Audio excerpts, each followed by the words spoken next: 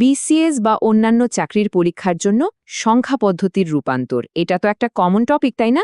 কিন্তু সমস্যা হলো এটা করতে গিয়ে বেশ সময় লেগে যায়। আচ্ছা, কেমন হয় যদি বলি কোনো খাতা কলম ছাড়াই শুধু মুখে মুখেই এর সমাধান করে ফেলা সম্ভব? আজকে আমরা ঠিক ওই রকমই একটা ম্যাজিক শিখতে যাচ্ছি। এই যে স্ক্রিনের প্রশ্নটা, এটা দেখুন তো। পরীক্ষার হলে যখন প্রতিটা সেকেন্ড জরুরি, তখন কি এই অঙ্কটা 10 সেকেন্ডের মধ্যে করা সম্ভব বলে মনে হয়? চলুন চ্যালেঞ্জটা নিয়েই দেখা যাক। আমরা তো সবাই জানি সেই পুরনো ভাগ করার নিয়মে এই অঙ্কগুলো করতে গেলে কি পরিমাণ সময় নষ্ট হয়, আর পরীক্ষার হলে টেনশনে এতগুলো ধাপ মনে রাখাও তো একটা ঝামেলার ব্যাপার। ঠিক এই কারণে আমাদের একটা শর্টকাট জানা খুব দরকার। এই দেখুন সেই লম্বা আর প্যাঁচানো রাস্তাটা। মানে প্রথমে অক্টাল থেকে ডেসিমেলে যাও, তারপর সেই ডেসিমেল থেকে আবার বাইনারিতে আসো। উফ, কতগুলো ধাপ, কত সময় নষ্ট! দেখেই তো কেমন জানি ক্লান্ত লাগছে, তাই না? চলুন আমরা এই পথে যাবই না। তাহলে এখন আমরা সরাসরি সেই গোপন কৌশলের দিকে চলে যাব। যদিও এটাকে জাদুর মতো মনে হতে পারে, কিন্তু এর পেছনের যুক্তিটা কিন্তু খুবই সহজ আর সোজাসাপটা। এই পুরো জাদুর পেছনে লুকিয়ে আছে শুধু একটাই সংখ্যা সিরিজ। শুধু এই সিরিজটা মাথায় রাখতে পারলেই সংখ্যা পদ্ধতির যে কোনো রূপান্তর আপনাদের কাছে পানির মতো সহজ হয়ে যাবে, আমি কথা দিচ্ছি। এই হলো আমাদের সেই ম্যাজিক্যাল সিরিজ। 1, 2, 4, 8, 16, 32 এভাবে চলতেই থাকবে। এটা আসলে আর কিছুই না, শুধু 2-এর পাওয়ার। যেহেতু কম্পিউটারের ভাষাটাই হলো বাইনারি, তাই এই সিরিজটাই হলো আমাদের সব শর্টকাটের মূল চাবিকাঠি। এখন এই পুরো সিরিজটা আমাদের লাগবে না। এর একটা ছোট্ট অংশ ব্যবহার করে আমরা দেখব কিভাবে অক্টাল সংখ্যাকে বাইনারিতে নিয়ে আসা যায়। আচ্ছা, অক্টাল সংখ্যা পদ্ধতির সবচেয়ে বড় ডিজিটটা কত? 7, তাই তো? এবার এই 4 to 1 কোডটা দেখুন। 4, 2 আর 1 যোগ করলে কিন্তু 7ই হয়। এর মানে হলো অক্টালের যে কোনো ডিজিটকে আমরা এই 3টা সংখ্যার যোগফল হিসেবেই প্রকাশ করতে পারি। আর এটাই আমাদের 3 বিটের নিয়ম। দেখুন, ব্যাপারটা কিন্তু দারুণ মজার, একদম একটা খেলার মতো। ধরুন আমাদের 5 বানাতে হবে, আর আমাদের হাতে আছে 3টে সংখ্যা 4, 2 আর 1। এখন বলেন তো 5 বানাতে কোনটা কোনটা লাগবে?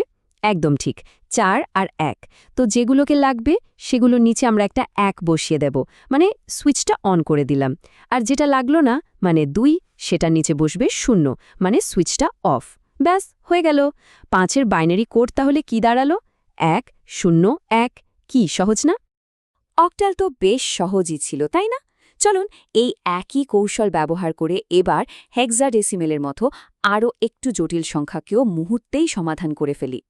আচ্ছা, হেক্সাডেসিমেলের সবচেয়ে বড় মানটা হলো f, যেটাকে আমরা ডেসিমেলে বলি 15। এখন আমাদের সেই জাদুকরি সিরিজের দিকে তাকালেই দেখব 8, 4, 2 এবং 1। এই 4টা যোগ করলেই কিন্তু 15 হয়। তাই হেক্সাডেসিমেলের জন্য আমরা ব্যবহার করব 8, 4, 2, 1 কোড। এটাই আমাদের 4 বিটের নিয়ম। চলুন আবার সেই একই খেলা খেলি। হেক্সাডেসিমেলের বি মানে কিন্তু ডেসিমেলে 11।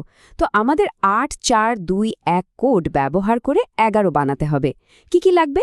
8, 2 আর 1। তাহলে এই 3টার নিচে বসবে 1, আর যেটা লাগলো না অর্থাৎ 4, সেটার নিচে বসবে 0। তাহলে বি এর বাইনারি কোড কি হলো? 1010। আশা করি এই কৌশলটা কতটা শক্তিশালী তা আপনারা এরই মধ্যে বুঝে গেছেন। তো অনেক তো শেখা হলো।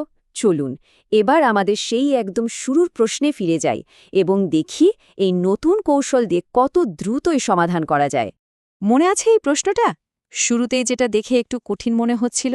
চলুন এবার এটাকে 10 সেকেন্ডেরও কম সময়ে সমাধান করে ফেলি। এবার দেখুন আসল জাদুটা। আমাদের সংখ্যাটা ছিল 24, 8। প্রথমে 2-এর জন্য কোড কি হবে? শুধু 2 লাগবে, তাই কোডটা 010। এরপর 4-এর জন্য কোড কি হবে? শুধু 4 লাগবে, তাই কোডটা হলো 100। এবার দুটোকে পাশাপাশি বসিয়ে দিন, উত্তর চলে এলো 010100। দেখলেন তো, কোনো ভাগ বা গুণের ঝামেলা ছাড়াই 10 সেকেন্ডেরও কম সময় সমাধান।